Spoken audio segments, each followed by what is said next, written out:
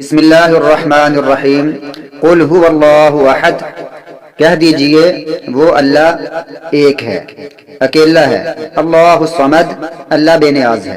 لم یلد، نہ اس نے جنا ہے، ولم یولد، اور نہ وہ جنا گیا ہے۔ ولم یکن لہ کفوا احد، اور نہیں ہے اس کا کوئی بھی ہمسر، اور اس کے کوئی برابر کا نہیں ہے۔ یہ ایک عظیم صورت ہے، اس کی تفسیر میں آپ کے سامنے بیان کرتا ہوں۔ سب سے پہلے ایک حدیث ہے، ابی بن کعب رضی اللہ تعالیٰ عنہ بیان کرتے ہیں کہ مشرکین مکہ نے کہا، اے محمد صلی اللہ علیہ وسلم اپنے رب کا نسب نامہ بیان کرو، تو اللہ تعالیٰ نے ان کے جواب میں یہ صورت اتاری۔ اس حدیث کے بہت سے فضائل ہیں، یہ جو سورہ اخلاص ہے اس کے بہت سے فضائل ہیں، وہ احادیث میں آتے ہیں۔ مختصر یہ ہے کہ ابو سعید خدری رضی اللہ تعالیٰ عنہ روایت کرتے ہیں کہ ایک شخص تہجد کی نماز میں قل هو اللہ احد سورہ اخلاص بار بار پڑھا کرتا تھا۔ جب صبح ہوئی تو رسول اللہ صلی اللہ علیہ وسلم کے پاس آیا اور میں نے اس کا ذکر کیا کہ وہ ایسے ایسے کرتا ہے، وہ یہی زیادہ پڑھتا ہے۔ معلوم ہوتا ہے کہ وہ پتہ نہیں اس کو کم سمجھتا ہے، اس لیے زیادہ پڑھتا ہے کہ اسی کو میں پڑھتا رہوں، کہیں میری کوئی کمی نہ ہو جائے۔ تو رسول اللہ صلی اللہ علیہ وسلم نے فرمایا، والذی نفسی بیدہ انہ لتعدل ثلث القرآن، اس ذات کی قسم جس کے ہاتھ میں میری جان ہے، بے شک یہ سورت قرآن پاک کے 1/3 کے برابر ہے، 1/3 کے برابر ہے۔ اسی طرح حضرت عائشہ رضی اللہ تعالی عنہ فرماتی ہیں کہ رسول اللہ صلی اللہ علیہ وسلم نے ایک آدمی کو ایک لشکر کا امیر بنا کر بھیجا۔ وہ نماز میں اپنی رکعت کو سورۃ اخلاص کے ساتھ ختم کیا کرتا تھا، یعنی ہر رکعت کو سورۃ اخلاص پڑھ کر پھر ختم کرتا۔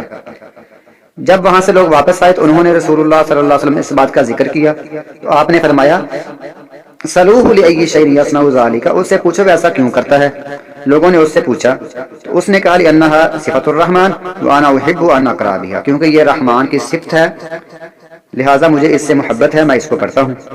تو رسول صلی اللہ علیہ وسلم نے فرمایا، اس کو خبر دے دو کہ بے شک اللہ بھی اس سے محبت کرتا ہے۔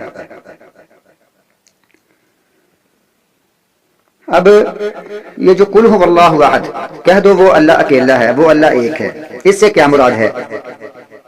یہ جو لفظ اللہ ہے اس کے 3 معنی ہو سکتے ہیں اور تینوں ہی درست ہیں۔ پہلا یہ ہے کہ وہ ذات ایک ہے، وہ ایک ہی ذات ہے، 2 یا 3 نہیں، یا زیادہ نہیں۔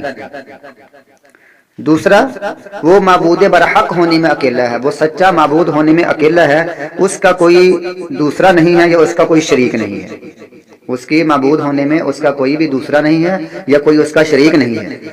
نمبر 3، وہ ایک ہے، ایک سے مراد اس کی تقسیم نہیں ہو سکتی، اس کے ٹکڑے نہیں ہو سکتے۔ تو اس آیت سے، ایک ہی آیت سے قل هو اللہ احد، اس سے سب عقیدے جھوٹے باطل ہو جاتے ہیں۔ وہ عقیدے کون سے ہیں؟ سب سے پہلے جو آتش پرست ہیں، آگ پرست ہیں، ان کا عقیدہ ہے کہ 2 خالق ہیں، ایک ہے خیر بھلائی کا، نیکی کا خالق جس کو وہ یزداں کہتے ہیں، اور دوسرا ہے جس کو ارحمن کہتے ہیں، وہ کہتے ہیں یہ شر کا اور برائی کا خالق ہے۔ وہ 2 خالقوں کو، 2 خداؤں کو مانتے ہیں، اللہ تعالیٰ کہتا ہے میں اکیلا ہوں۔ اسی طرح جو عیسائی ہیں وہ 3 خداؤں کو مانتے ہیں، تو ان کے بارے میں بھی ان کا بھی عقیدہ جھوٹا ہو گیا اس آیت سے۔ اسی طرح ہندو ہیں جو کروڑوں کو مانتے ہیں، تو ان کے خلاف بھی یہ آیت ہوگی قل هو اللہ احد، کہہ دو وہ اللہ اکیلا ہے۔ اسی طرح کچھ لوگ کہتے ہیں وحدت الوجود، پوری دنیا ایک ہی جسم ہے، ہر چیز ایک ہی جسم ہے، ہر چیز ہی اللہ ہے۔ اللہ کہتا ہے نہیں، وہ اکیلا ہے، ہر چیز اللہ نہیں ہے۔ اگر ہر چیز اللہ ہو تو پھر تو کروڑوں اربوں چیزیں ہیں، وہ سب اللہ بن سکتی ہیں، تو یہ نہیں ہو سکتا۔ یہ ان کے خلاف بھی یہ آیت ہے۔ اسی طرح جو لوگ کہتے ہیں کہ اللہ کے علاوہ بھی کچھ لوگ غیب جانتے ہیں، وہ اختیارات کے مالک ہیں، اس لیے وہ ان کو مدد کے لیے پکارتے ہیں اور انہیں اللہ تعالیٰ کے اختیارات میں اللہ کا شریک بناتے ہیں، تو ان لوگوں کی بھی نہیں ہو گئی ہے کہ اللہ تعالیٰ کی کوئی ذات اللہ کے برابر نہیں ہے، اس کے حصے نہیں ہو سکتے، اس کے ٹکڑے نہیں ہو سکتے، وہ اس کی ذات میں، اپنی ذات میں یکتا ہے، اکیلا ہے۔ اس کی ذات اور اس کی صفات اور جو اس کے افعال ہیں اس میں کوئی بندہ شریک نہیں ہے، کوئی مخلوق اس میں شریک نہیں ہے۔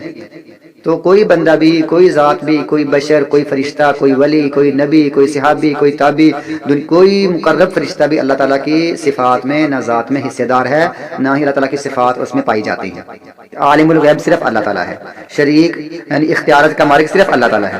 اسی طرح جو کہتے ہیں کہ عیسیٰ علیہ السلام اللہ کے بیٹے ہیں، تو ان کی بھی تردید ہو گئی۔ وہ کیسے کہ جسم کا ٹکڑا ہوتا ہے باپ بیٹے کا، بیٹا باپ کا ٹکڑا ہوتا ہے، تو اللہ تعالیٰ کا کوئی ٹکڑا نہیں ہے۔ اسی طرح عزیر علیہ السلام کو یہودی کہتے ہیں اللہ کا بیٹا ہے، تو ان کا بھی یہ تردید ہوگی، اس اللہ تعالیٰ تو اکیلا ہے۔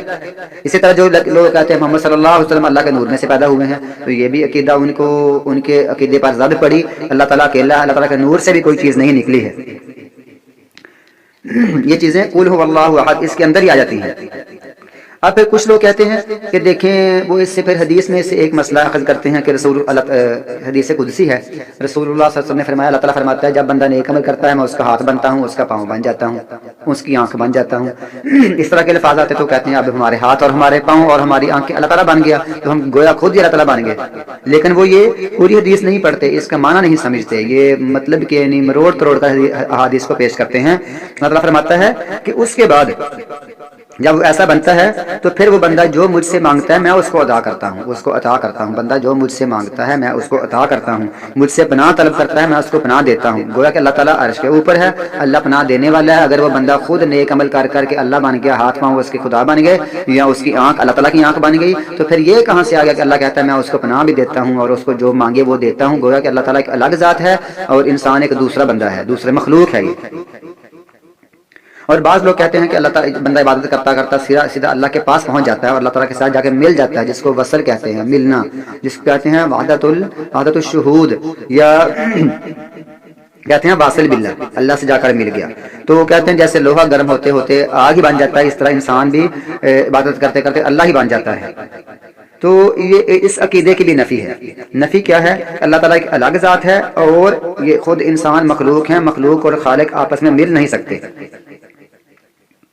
لہٰذا یہ جو صورت ہے یہ اتنی عظیم صورت ہے کہ اس میں سارے جھوٹے معبود، جھوٹے عقیدے، سارے مندر، سارے گردوارے، سارے آتش پرست، سارے سورج پرست، سارے چاند پرست، ستارہ پرست، جن لوگوں کی بھی لوگ عبادت کرتے ہیں، یہ یاد رکھنا چاہیے کہ اللہ تعالیٰ اکیلا ہے، اللہ تعالیٰ ایک ہے، باقی سب اس کے مخلوقات ہیں۔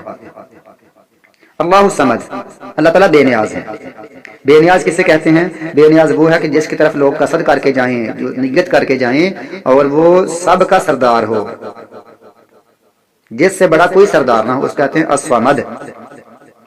تو اب اللہ تعالیٰ کی طرف سب لوگ جاتے ہیں، اللہ تعالیٰ سے معافیاں مانگتے ہیں، رزق مانگتے ہیں، اس کے علاوہ کوئی بڑا سے بڑا بادشاہ بھی ہو وہ بھی الصمد نہیں ہو سکتا۔ کیوں؟ وہ جتنا مرضی لوگ اس کے پاس جائیں گے مانگنے کے لیے، اس کے باوجود بھی وہ بھی کبھی کسی کا محتاج ہوگا۔ وہ اپنے بچوں کو، اپنے خادموں کو، اپنے غلاموں کو، اپنے نوکروں کو، اپنے ملازموں کو، اور اپنا جو اس کا سسٹم ہے، اپنے وزیر مشیر ہیں، ان کو کہے گا کہ مجھے یہ مشورہ دو، مجھے یہ مشورہ دو، اور جب اس کو خود حاجت ہوگی، قضاء حاجت کے لیے اس کو جانا پڑے گا، اس کو بھی واش روم میں جانا پڑے گا، اس کو بھی مشکلیں آتی ہیں۔ تو گویا کہ اس کو وہ بھی محتاج ہے مزدوروں کا، مستریوں کا، کہ محل بنا دو، مکان بنا دو، کوٹھی بنا دو، کاریں بنا دو، یعنی اس طرح کا وہ محتاج ہے، وہ سردار نہیں ہو سکتا۔ اصل سردار اللہ تعالیٰ ہے، اللہ الصمد، اللہ تعالیٰ ہی بے نیاز ہے، اللہ تعالیٰ ہی اصل سردار ہے۔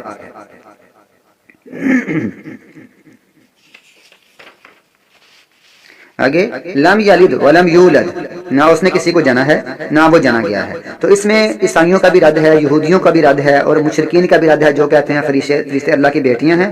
اسی طرح جو فلسفی لوگ ہیں ان کا بھی رد ہے جو کہتے ہیں 10 عقلیں ہیں اور وہی ساری کائنات چلا رہی ہیں۔ تو اس طرح کروڑوں یعنی ہندوؤں کا بھی رد جو کروڑوں خداؤں کو مانتے ہیں۔ لہذا یہ ہمارا عقیدہ ہے، نہ اس نے جنا ہے اور نہ ہی وہ جنا گیا ہے۔ وہ جو جنا گیا ہوتا ہے وہ ہمیشہ والا نہیں ہوتا، اور سارے انبیاء، عیسیٰ علیہ السلام، عزیر علیہ السلام، یہ ہمیشہ سے نہیں ہے، یہ پیدا ہوئے ہیں۔ جو پیدا ہو وہ رب نہیں ہو سکتا، جو پیدا ہو وہ خود خالق نہیں ہو سکتا۔ وَلَمْ يَكُنْ لَهُ كُفُوًا أَحَدٌ، اور نہ ہی اس کے کوئی برابر کا ہے۔ حالانکہ پیچھے یہ قُلْ هُوَ اللَّهُ أَحَدٌ میں بات پوری ہو جاتی ہے کہ اللہ تعالیٰ اکیلا ہے، یہاں اللہ تعالیٰ نے فرما دیا وَلَمْ يَكُنْ لَهُ كُفُوًا أَحَدٌ، اور اس کے کوئی برابر کا نہیں ہو سکتا۔ یہ عربی زبان میں اس کو بار بار بیان کرنا، دوبارہ وضاحت سے بیان کرنا، اس کو کہتے ہیں علم بلاغت، یعنی پہلے بیان ہو چکا ہے، اس کو اور بلاغت کے لیے اس کو دوبارہ بیان کیا جاتا ہے کہ اس کا کوئی بھی برابر کا نہیں ہے۔ تو اب یہ سورۃ القرآن ہے، قرآن پاک 1/3 ہے، 1/3 ہے۔ 1/3 है, तो हम इसको कह सकते हैं कि इसके बारे में कहते हैं कि क्यों ये 1/3 है, ये क्यों 1/3 है, इससे क्या मुराद है। लोगों ने इसकी उलमा ने बुक अल्लाह के रसूल ने नहीं बताया, फरमाया बस यही बताया है कि ये सुलुसुल कुरान है, और इसकी आगे तशरीह नहीं बताई कि इससे क्या मुराद है। उलमा ने इसकी की है, बात कहते हैं कि एक दफ़ा पढ़ लिया तो सवाब के बराबर है, 10 पारे पढ़ना और एक दफ़ा पढ़ना बराबर है, तो 2 दफ़ा पढ़े 3 दफ़ा पढ़े पूरे कुरान पाक के बराबर बन जाएगी 3 दफ़ा पढ़ने से।